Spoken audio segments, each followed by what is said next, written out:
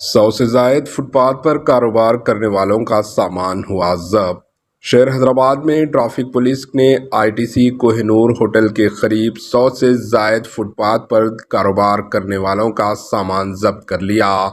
متاثرہ دکانداروں کے مطابق پولیس نے بغیر کسی پیشگی اطلاع یا وارننگ کی ان کا سامان ضبط کر لیا۔ دکانداروں نے الزام لگایا کہ کارروائی کی کوئی وضاحت نہیں کی گئی۔ انہوں نے دعویٰ کیا کہ وہ کسی بھی قسم کی خلاف ورزی سے لاعلم ہیں۔ پولیس کی کارروائی کے خلاف احتجاج کرتے ہوئے دکاندار بڑی تعداد میں جمع ہو گئے اور انصاف کا مطالبہ کرنے لگے۔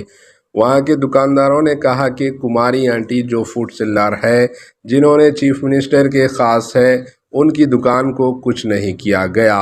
بتا دیں کہ حال ہی میں کماری آنٹی نے چیف منسٹر ریونت ریڈی کو سیلاب سے متاثرہ افراد کے لیے 50,000 روپے کا چیک حوالے کیا تھا۔ Bureau report, H news.